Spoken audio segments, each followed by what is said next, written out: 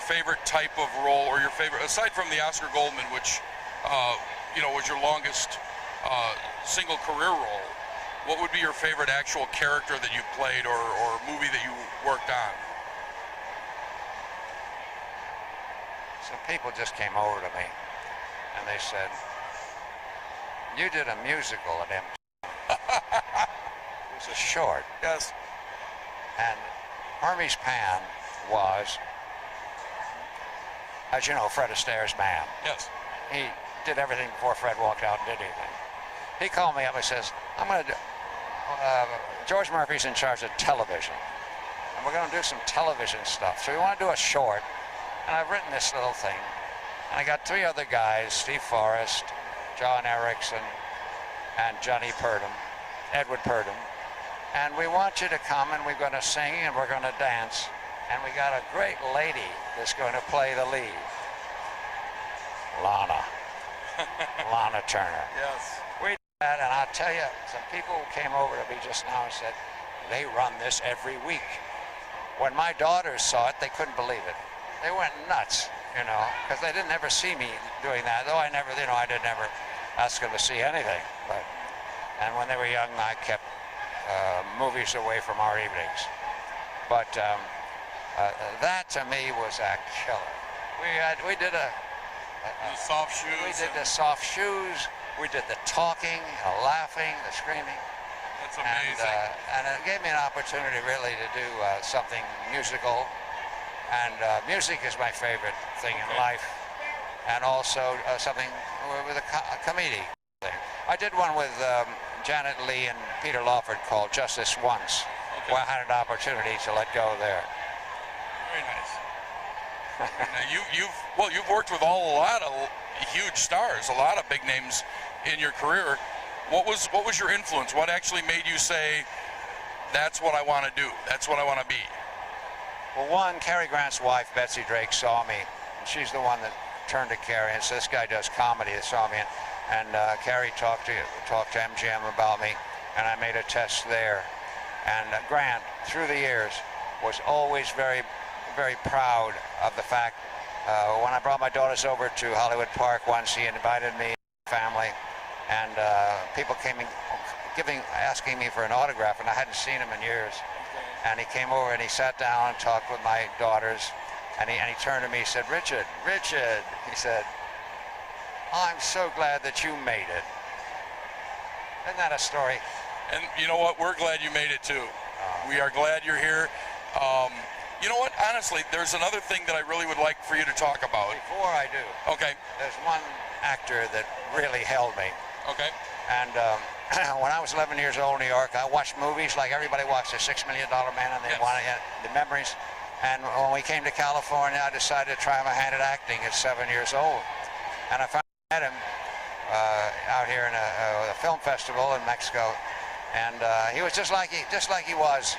He had a short coat on and a very charming guy. Okay. And I ended up having dinner with him, and we started talking movies. And I said to him, he said to me, "I can tell when a movie's going to be any good at all that I'm in." I said, "How do you know that?" He says, "The first scene I do with the lady." And then he mumbles something like chemistry. If we didn't have that, I'd just walk through it. And then I said, acting. And I told him who I was and what I was, why I really enjoyed him as an actor. Acting, I asked him. He says, "Well, Dick, I don't know too much about that, but don't ever get caught doing it." Don't ever do it. His name was Gary Cooper. Oh my gosh. Mr. High Noon himself. That is a great story. That is a great story. Well, don't do it. Don't get caught doing it. How about doing that in life too? That's great. That's great. You also do a lot of charity work too. And I can't remember to say what they were. I work with the California Indian Manpower Consortium, the Native American Indians. I've been with them about 20 years. They are still the poorest in this country. believe it or not. Sure. With all the casinos and everything, they're still. And I've always had such a real respect for them that I helped them, and it was all education to get them started. And by the way, it's going very well there. Okay. And then there is a terrible illness called Fragile X, which only comes from the mother. And there are people that have this problem with children, and they asked me to do some work and become their spokesman. It's called Fragile X. And like everything else, like cancer, everything else, you never know, one day suddenly they'll fix it. Yeah. So that's kind of. It's true. And I work with veterans.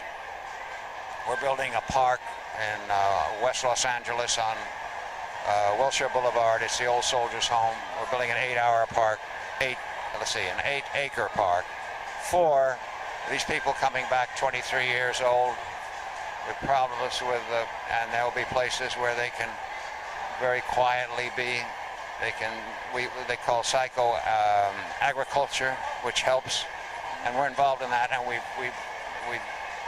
the cemeteries and everything, we changed from chain link fences to wrought iron fences. So the whole place is, and the government is really getting close to helping us full time now with it. So that's kind of what's going on. Well, you're a very busy man. Well, I enjoy. I'm grateful. Well, you know, in closing everything up, and because I know you have a lot of fans that want to see you and talk to you, get your autograph and things, and meet you, I just want to say what a delight that it has been to actually get to shake the hand of a wonderful person, a great actor, even though you shouldn't be doing it.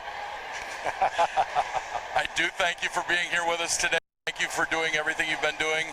Good luck on the future of your career. I know you're doing some wonderful things, and you're helping charities and doing a great thing. You're doing all kinds of things. Yeah. So we want to thank you for taking time out and being here with us on the show. Is there anything that you'd like to say, or any other projects you'd like to let people know about before we let you go? Well, we haven't discussed one thing. That's my family. Okay. The family is 3 daughters, and they're all on top of the world. One is a United States ambassador of the United Nations. Her name is Brooke Anderson, and she's just become that, an alternate. She's working on all kinds of cases around the world. She's been Washington Congress people and certainly traveled all over. And I have a daughter, Deba, who works for Tom Hanks over at Playtone, and she does all the music. By the way, have you seen The Pacific? No, not yet. I want to recommend that to everybody to see. It's won more Emmy nominations than anything else this year. The Pacific. Nothing like the one with Hanks in about the European. This is the Pacific War of World War II. And then I have a daughter, Ashley, who's a tremendous lady who finally moved back to Santa Barbara, where she went to college and has an extraordinary business in public relations. So it's so great. Their mother, unfortunately, left us about 4 years ago, but that's more important than anything else. Well, great. I appreciate it. Guys, you know what? Check out The Pacific, and, well, definitely October 15th when The Bionic Woman comes out, and then November when The $6 Million Man comes out. I don't even have to plug those shows because they're going to fly off the shelves. That's just the way that's going to be. They're not going to be able to print enough of them to keep them on the shelves. I know it. There are so many fans of the show. It's going to be crazy. A lot of people are very happy what you're saying. Well, it's true. It's all true. I'm not just saying it. All right. So, folks, I want to thank you for being here with us at the Chicago Comic-Con, and I especially want to thank Richard for being here and taking the time out to interview. And again, it's been a pleasure, sir. Pleasure. We'll see you next time. Thanks a lot, guys.